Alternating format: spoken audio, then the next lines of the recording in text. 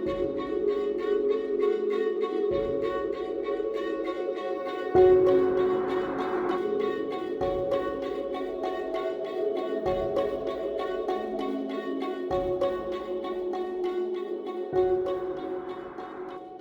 guys, it's Adam from LUCIDPIXUL, and today I have in front of me the XP Pen Artist Pro 16. XP Pen sent this to me for review, but my opinions are my own. No, they didn't influence me to say anything or have any suggestions on what to talk about. Every opinion is my own, okay? And I intend to. So I'm going to share with you my impressions, the hardware, the software, the drivers, the setup, and my final thoughts. And I'm going to leave timestamps below, so if you want to skip ahead to any section that's relevant to you, go right ahead and skip ahead. So we're going to start with the unboxing and the hardware experience, what the device looks like and how it feels. So in the box, you get your tablet, you get your pen and your pen case, you get your wires, you get a nice handy dandy little drawing glove and a little chamois for cleaning up your stuff and all that kind of stuff. And that's pretty much it. And a bunch of different power adapters depending on where you live. The tablet itself is a nice, thin, nicely weighted, very decent quality feeling tablet. It's a very, very small footprint as far as that goes, as far as the tablet itself is. And the express buttons on it are nice and tactile. They're a little bit dampened. The rotation wheel, the spinny wheel thingy in the middle is very nice and smooth. And it's got a little touch rotating knob in the middle as well, and a couple of express keys at the bottom. And we have the power and the volume rocker on the side. All of this feels like very decent quality for what you're paying for. This is more of a budget option. So for considering the fact that this is a little bit more budget, as far as the physical look and the physical feel, the superficial quality of it, not bad. I'd give it a good 8 on 10. The pen itself comes in a nice, what feels like almost a metallic case, and it actually clicks in and clicks out, which I thought was kind of neat. And when you pull it out, it goes, has a little popping sound. The inside is lined with a nice rubber, which grips your pen. The pen itself is very plasticky, but it's not the cheapest, lightest, crappiest, it's going to snap like a twig in your hands plastic like I felt from XP Pen and other budget company pens in the past.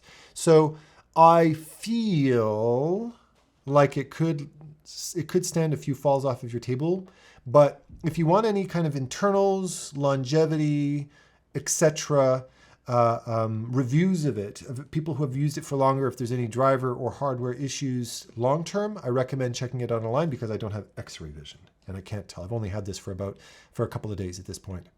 But all superficially speaking, I think it's very good quality and I have nothing to complain about. There's a little bit of a head scratcher in here. If I can get this in focus, there are 9 plastic pen tip replacements, which in my opinion is a complete, it's thanks but no thanks, because this isn't a texturized surface like the Intuos Pro. This is a plastic nib that in most cases, unless you draw like this, is never going to wear down. So you've got 9 replacements that are most likely never going to be used. I would have taken 5 replacements and make them different, rubberized, felt, etc. It does, if I can get this in focus, have a tiny little nib remover, which is pretty cool. I can literally just stick this in and it very easily, very quickly pulls out the nib. Nice. I think that's cool. And you'll never lose your pen tip remover. The pen itself has a nice decent weight to it. It holds in the hand, and even has a little bit of a flat side, so if I'm rolling it, it stops it from rolling. Maybe something adopted from the Apple Pencil, as I point at my Apple Pencil that you can't see. But all in all, not bad.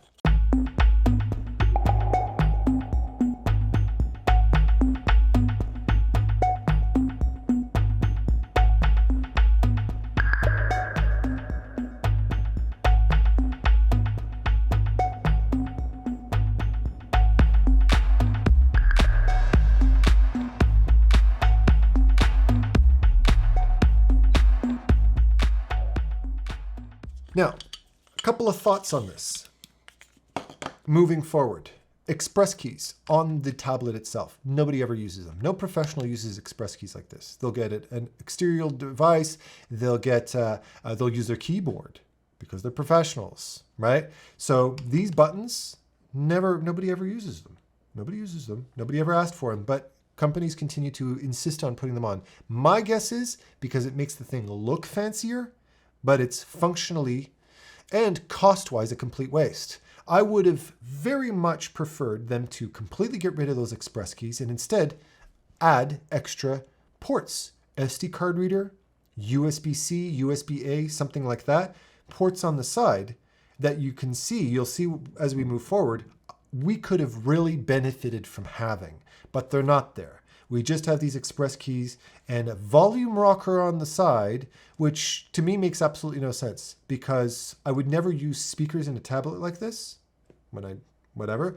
But the only reason why this could be handy is if I had a 3.5 millimeter jack, which you could have added if you took out these express keys, and then I could use headphones and I could just have a volume rocker as I drew. That would be practical. An SD card reader would have been practical. This is not. So again, thanks, but no thanks. Save your money and put it somewhere where people can get more use out of.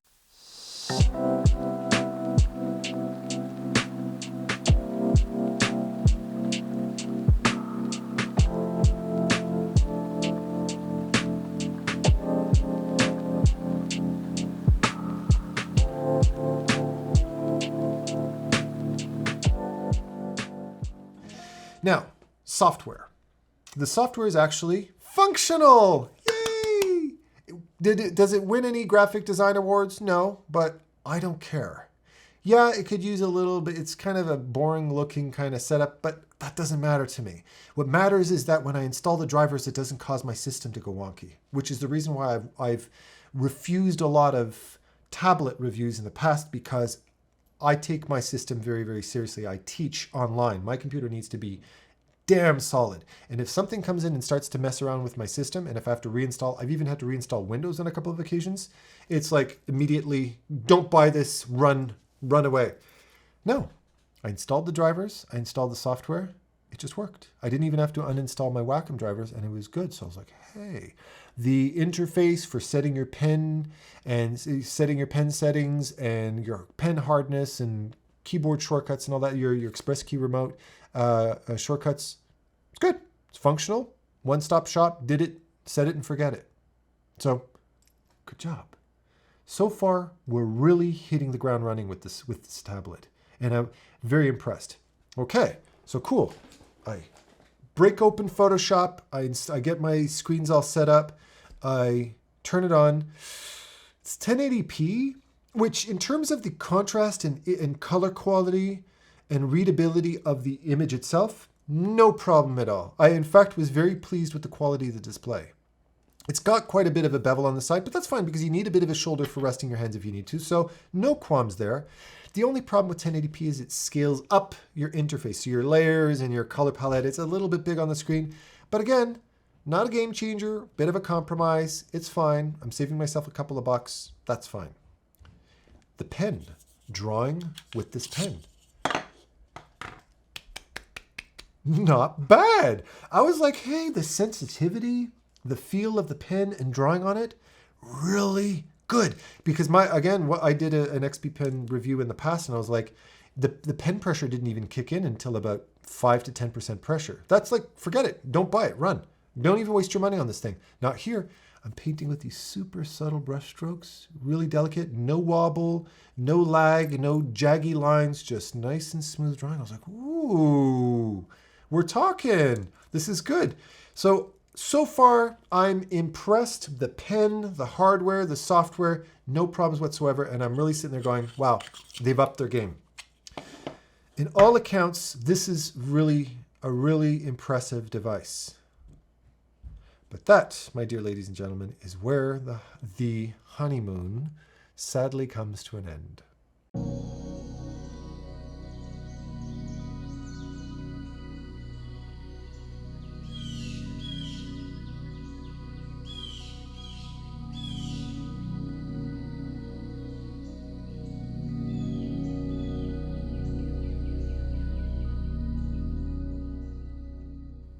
Because, well, you open it up and it's this nice tablet. Is there a stand inside the box?